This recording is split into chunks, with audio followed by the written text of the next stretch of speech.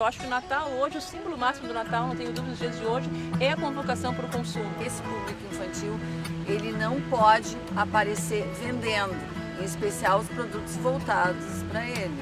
Desde que nascemos, né, o que um bebezinho pequeno quer e o que um sujeito busca na sua vida é satisfação.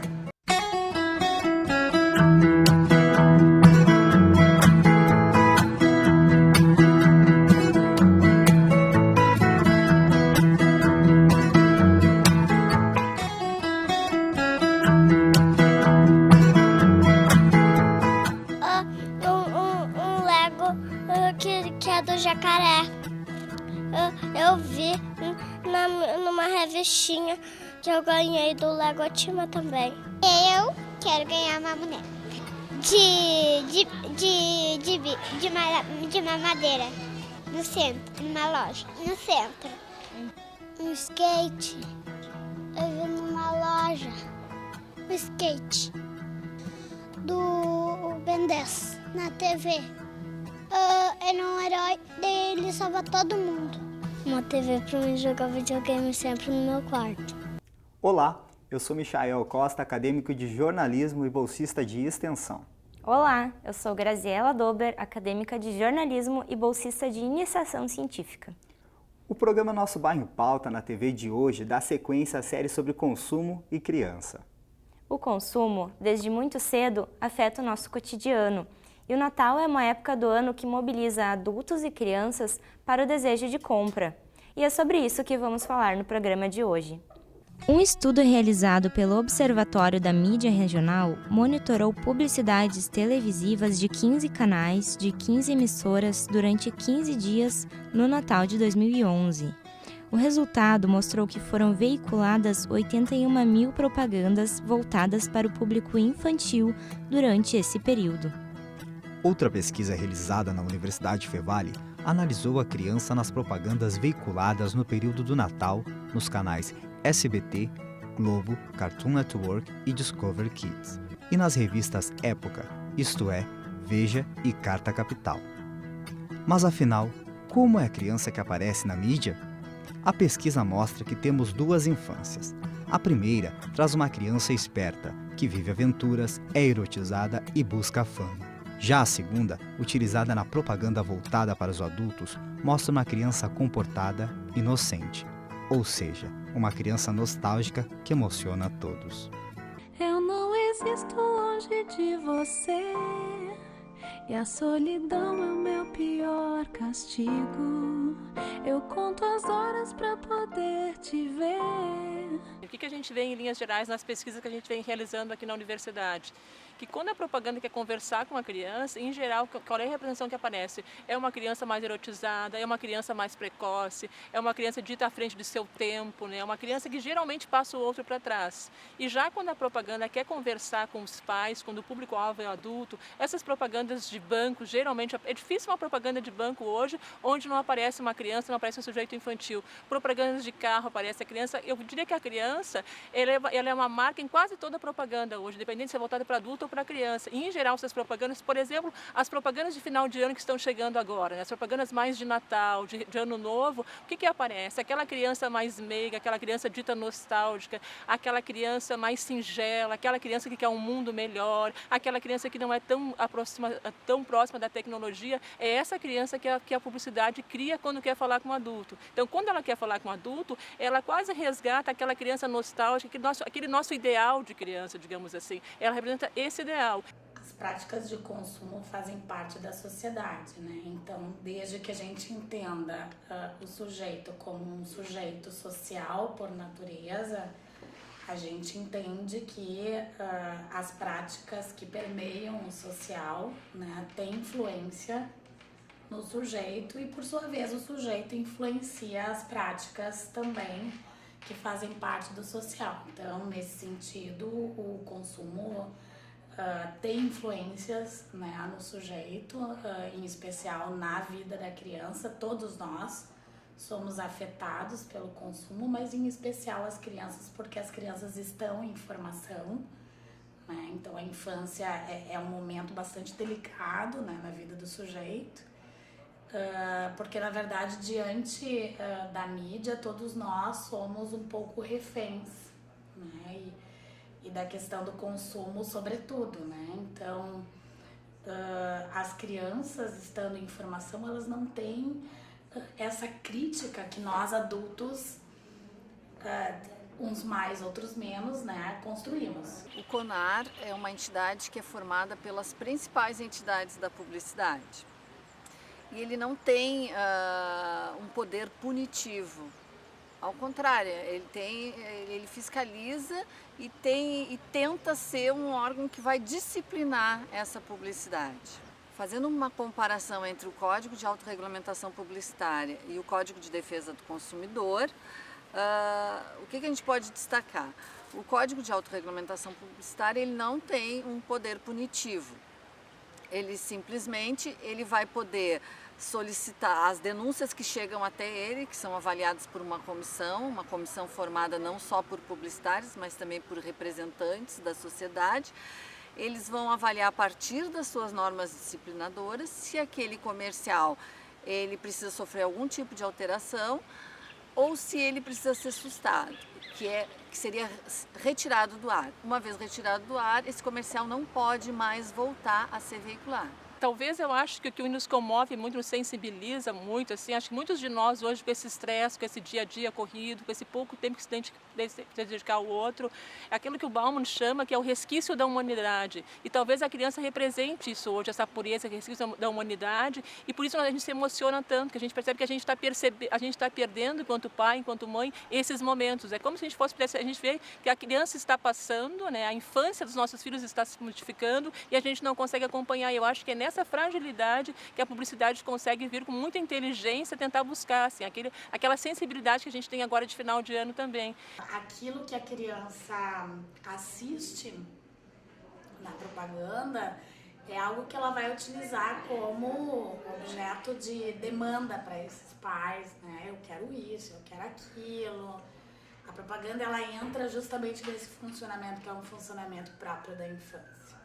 E cabe, então, aos pais fazer essa mediação nisso, né? De poder impor esses limites, né? O grande problema disso tudo é que nós vivemos, né, essa mesma sociedade do consumo capitalista, é uma sociedade que exige que pai e mãe trabalhem para que se possa manter uma renda, para que se possa utilizar essa renda para dar conta desse ideal de consumo aí, né? Do o ter acima do ser, né?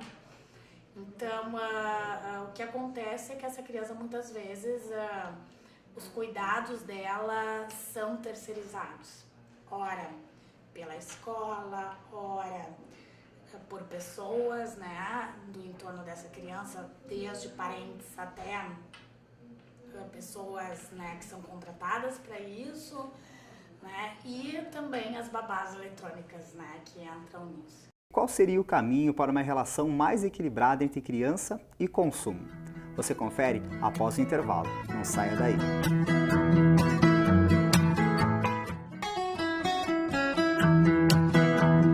Para regulamentar o que é veiculado na publicidade, existe o Conselho Nacional de Regulamentação Publicitária, o CONAR. Ele é responsável por zelar por cidadãos, consumidores e empresas para que a publicidade de caráter enganoso ou abusivo seja devidamente repreendida. Essa não é uma questão simples e temos diferentes visões quando se trata da relação publicidade e criança. No Brasil, a regulamentação publicitária por parte do governo é bastante limitada, tanto que cabe ao Conselho de Autorregulamentação Publicitária, o conhecido CONAR, né, que existe desde 1980, supervisionar a comunicação publicitária, inclusive a voltada à criança. A legislação da Suécia, dos Estados Unidos, da Europa Ocidental em geral, já reflete uma prática que aqui é pregoada no Brasil, que é a da corregulação. É necessário que Estado e mercado se comuniquem, regulando essa associação difícil entre audiovisual, a liberdade de expressão comercial e proteção à criança. Então, é supervisionar essa publicidade a partir de denúncias dos próprios espectadores da publicidade. Acho que tem que ter horário de ver televisão, tem que controlar acesso ao computador. Infelizmente a mídia ela é muito forte. Eu não acredito que isso vai ser para sempre ou vai aumentar. Eu acredito que vai haver uma contracultura que ela vai acabar reduzindo-se, porque a gente está vendo aí, toda uma área que está voltando, uma área retrô e agora está voltando vintage. E a gente cada vez mais está falando de qualidade de vida, então acho que tudo isso também, eu acho que a mídia está chegando num excesso. Tudo que chega ao excesso tende a estourar, uma bolha que estoura assim como na moda, é assim muito.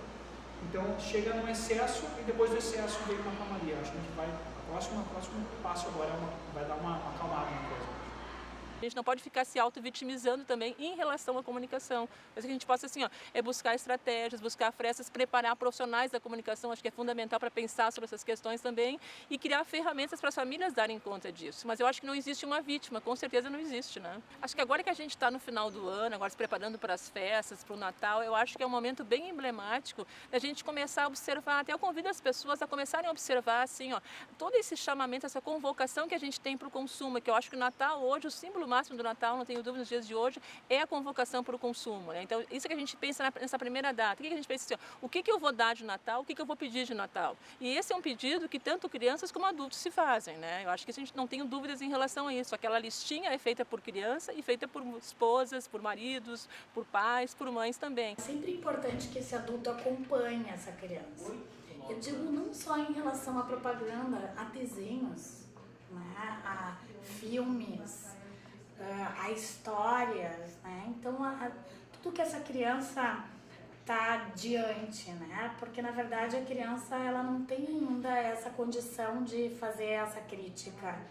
Então é necessário que alguém numa primeira instância possa fazer isso por ela, para que ela posteriormente possa constituir isso como um mecanismo próprio dela, como um recurso dela. Então é necessário que esse recurso esteja num primeiro momento fora dela, para que ela possa então, né, construir esse recurso tendo essas condições. Cada vez mais o marketing hoje está voltado para a criança. Então, hoje a gente tem maquiagem para criança pequena, a gente tem hoje linha de lingerie, sutiã com enchimento para criança de 5 anos. Então, assim, a gente está repensando hoje o que é o produto infantil. E eu acho que é uma discussão não só do campo da comunicação, acho de todas as áreas, de pensar assim, o que significa ser criança hoje. Que eu acho que não é um lugar fácil, não é um lugar fácil para um jornalista, para um publicitário, um profissional da comunicação, quando ele vai conversar com uma criança. Acho que é um desafio muito grande como lidar com isso, como lidar com o mercado e como ser ético ao mesmo tempo. Não é uma tarefa fácil, né? Até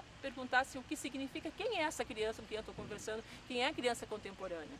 Uma dica, né, que eu poderia dar aqui, de não deixar as crianças soltas na frente da TV em especial, né, que acompanhem as crianças, que possam ver quais são os desenhos que elas assistem, que propagandas são essas, né, que não é a ideia, não é a gente inibir o desejo da criança. A criança precisa desejar.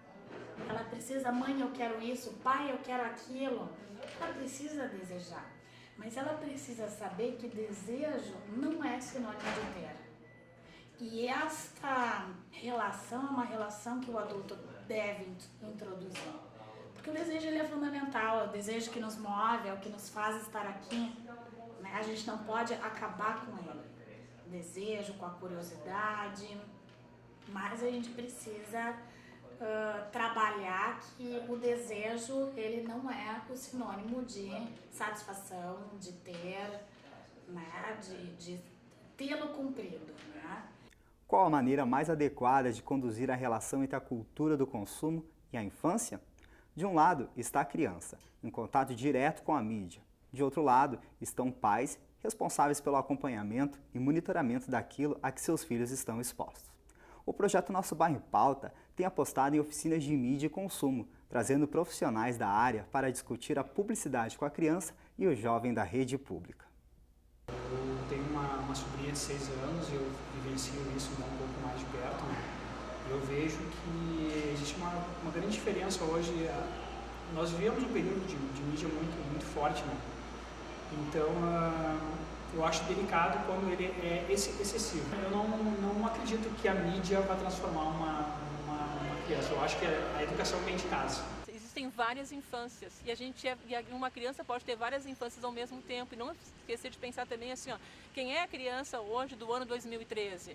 Depende de onde ela mora, depende de onde ela vive. Tem uma criança que trabalha, tem uma criança que é abusada, tem uma criança que está com um quarto cheio de brinquedos. Assim, ó, a gente tem várias crianças ao mesmo tempo. É difícil a gente poder pensar sobre isso. E o que a gente tem que cuidar é que a gente está em uma geração hoje de adultos, de crianças, de homens, de mulheres, de muito estresse para dar conta disso também. Essa insatisfação permanente. A gente querer sempre ser algo melhor. E dentro disso, a gente vive hoje um tempo da cultura do sucesso. As pessoas têm que ser um sucesso. Há uma convocação para o sucesso. E isso é bastante pesado, eu acho, nos ombros de uma criança, nos ombros de um adulto, assim, esse compromisso de estar sempre aparecendo e sempre ser um sucesso. Eu acho que talvez a gente possa, a médio prazo ou até a curto prazo, ter uma geração de pessoas muito deprimidas também, porque não conseguiram ser o sucesso por qual foram convocadas. A educação é algo que perpassa pelo humano e não pela TV, né? O adulto é que é esse agente da educação. E não a TV, a publicidade, a propaganda, enfim. Então é necessário que esse adulto acompanhe essa criança, que possa ir fazendo uma costura disso que ela passivamente está na posição de espectadora, com aquilo que vai aparecendo na infância, na vida dessa criança, né? E que é necessário fazer essa costura, né? Essa interpretação, essa leitura da infância, das questões que aparecem na criança com aquilo que faz parte do mundo dela, né? Com a TV, enfim. Eu me coloco junto, eu como mãe, as famílias, a gente sair daquele lugar do coitadinho da vítima, né? Eu decido o que eu vou dar para o meu filho comer ou não. E eu acho que eu tenho que assumir esse papel também, assim, eu não posso pensar assim, não, como todo mundo dá porcaria, eu vou dar porcaria também, senão ele vai ficar uma criança diferente. Não, acho que a gente tem que aprender a negociar isso também, assim, ó. A gente também tem que tomar partido diante das coisas, assim, eu acho que a gente não pode simplesmente ficar demonizando, pois é, o que eu vou fazer, mas é que todo mundo faz, ou demonizando a mídia. Não, eu sou uma profissional da comunicação e eu vejo que não, acho que assim, ó, como mãe, como profissional da comunicação, a gente tem que ter essa negociação, assim, né? De não buscar um culpado, mas assumir a sua parte, assumir o seu lado da história. E não achar que sempre os outros fizeram por mim. O que eu fiz para modificar? Eu acho que isso é fundamental. Não tem como fugir da TV, não tem como fugir do outdoor, não tem como fugir da rádio. Mas eu acho que é importante realmente educar para isso, né? É mostrar que, bom, aquilo que a publicidade está dizendo nem sempre deve ser aceita tal como é apresentada. E informar que o objetivo da publicidade é vender. Isso é muito fácil de fazer. Não é questão de condenar, né, os meios de comunicação e a própria publicidade. Mas o grande problema está em abandonar as crianças diante da propaganda, da TV em especial, né? Porque ela sozinha, digamos assim, a TV por si só, ela não seria tão determinante nos problemas da infância, né? O que determina esses problemas é, na verdade, a ação desse adulto que, por sua vez, abandona a criança na frente, né, daquilo que a gente chama na psicologia das babás eletrônicas, né? Então, assim, que a televisão acaba ocupando um lugar que seria um lugar de um adulto na vida dessa criança, né? O envolvimento da família nas experiências dos filhos é fundamental e isto implica conversar também sobre aquilo que a mídia está ensinando. É necessário haver um debate aberto entre pais e filhos, em que não existam vítimas e nem culpados, mas em que cada um assuma o seu papel. Bom Natal para todos e até 2014. Até o ano que vem. Tchau!